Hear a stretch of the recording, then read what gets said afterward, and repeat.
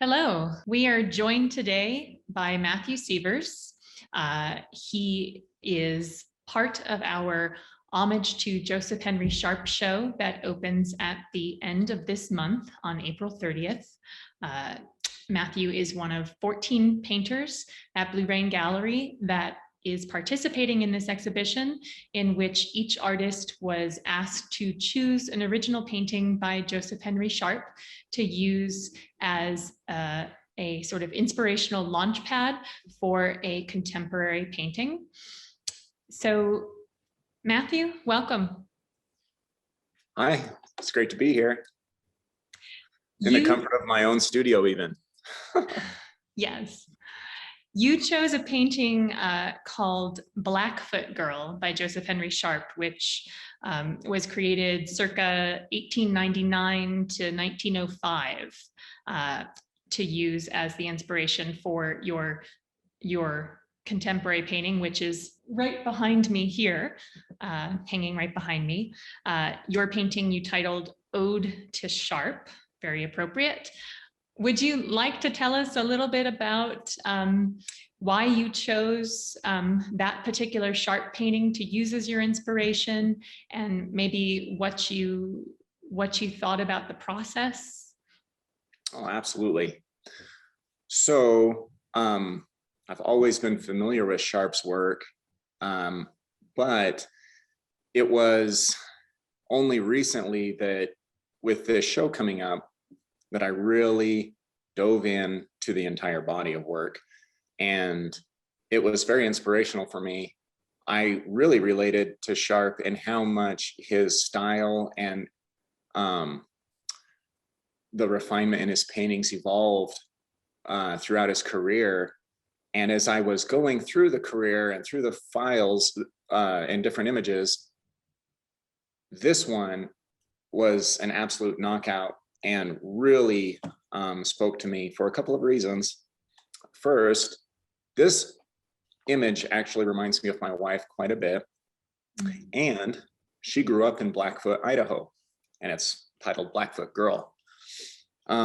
So in my process, I like to use a lot of overlays and manipulate the images quite a bit in Photoshop, where before I always kind of had to imagine where I wanted to go with them and try and keep that image in my mind while I paint. And I still do that to a degree, but with this piece, it was so fun to do an overlay with my wife's face in a profile and push it in more of my own style, where there's areas that are very lost and found in the form. So for example, the ear is implied and it's under this haze of purple. It was almost painted in the same tone as the cheek, as was the nose and chin.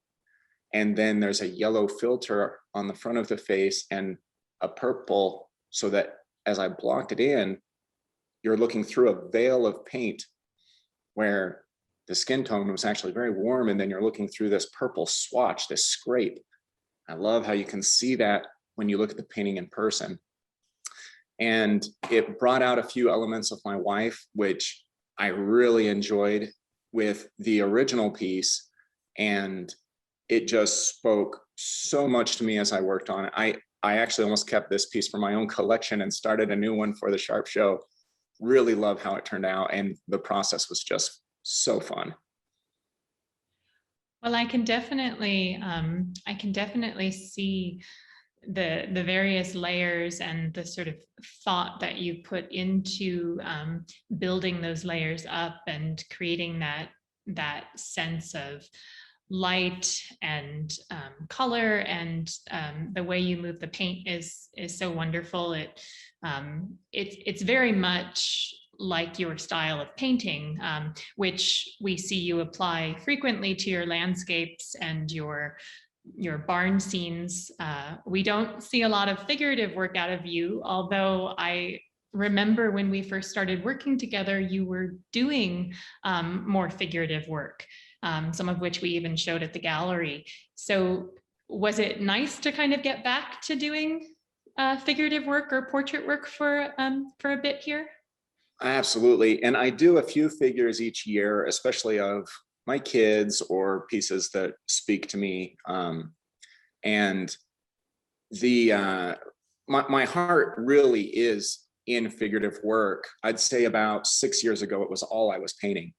And this one piece has inspired already the next 6 paintings that I'm doing that are all portraiture. It was such a blast. And definitely in the art world, you find yourself on this roller coaster of what am I going to paint next? And it's almost like you'll paint this knockout piece, and then the things that really struck you, like you find this new mark that is bold, but transitions to detail as it leaves drips and residue or something like that. You'll take that into your next painting and the whole thing will fall apart. And you're like, oh, I thought I'd found this beautiful spot. And then you kind of struggle. And then the next one, it all comes together so easily. And you're like, okay, I found something. This was the start of that whole process where I hit a high, I'm thrilled with it. And then I'm struggling with the next one, but it is just part of the process. And I'm having a blast doing the figure now. I'll have several ready for my next show. Great.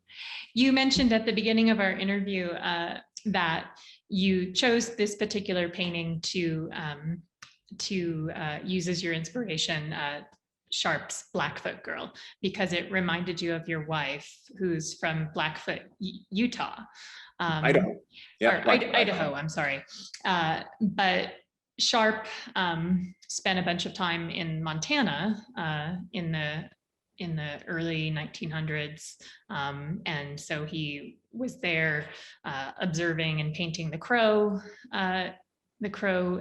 tribe and also the Blackfeet tribe. And so this is definitely a reference to the Blackfeet in Montana. Was that also a kind of a period of his work that overall interested you, or was it mostly the connection to the likeness in your wife that drew you to this painting? So a couple of things. I was playing around with several images and overlays. When you look at this piece, if you look really closely at the tip of the nose, for example, I often blur edges, as portrait painters do. It gives it this roundness. And this was kind of unique for how I blurred it. There's actually 2 profiles.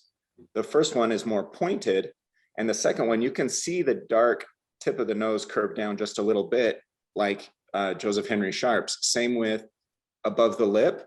There's one profile, and then a very slight darker that curls more of a more in mark, like the original of Joseph Henry Sharp's. Those are kind of a memory of the overlay I'd done of my wife. And they speak so much to me to have this blurred edge that actually has a connection to true form. And it's why I paint that way. These scrapes of background, the white that comes around the portrait and over her shoulder, I want that to have a sense of memory. That's why I'm doing that in all my work, is so nothing's too perfect, too dialed in, but it has this sense of, oh, I know this person, or I've been there. It's not real clear, but it evokes memory. So on this piece, especially having, Blackfoot is only maybe 30 minutes from my home here in Idaho, where we go through there all the time. And my wife tells us stories of her childhood every time we drive past. So the title was more the draw than the actual tribe, because Blackfoot, Idaho, like you pointed out, isn't named after the Blackfoot tribe that was in the area. It was early settlers who had come across a Blackfoot tribe along the river that was passing through to Montana. But yeah, absolutely. There's several things that spoke to me, but as I worked through several images, this was certainly the strongest. Great. Well, Matthew, one last question for you before we go here. Was there anything that you learned about Joseph Henry Sharp in this process that you would like to share with the audience? Anything that sort of struck you, that kind of helped further engage you in this this process? Oh, absolutely. I'd say the number one thing that hit me with his work was his control of light. I would say my number one subject matter is light, because I love painting skies, landscapes, trees, barns, people, cityscapes. The lighting in a cityscape versus a proud warrior sitting in front of a campfire, they're so different, but the light is really what takes it to this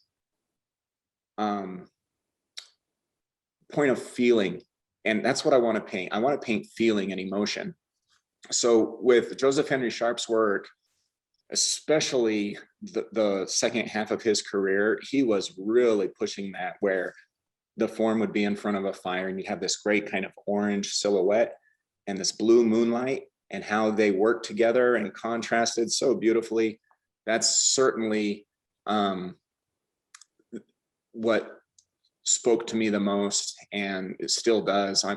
I'm just in love with several of his pieces that I wasn't familiar with at all when we started the show.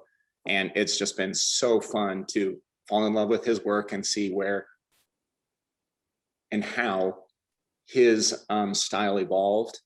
And it certainly speaks to me as I'm trying to constantly evolve and keep my work fresh and interesting. Great. Well, I'm glad to hear that.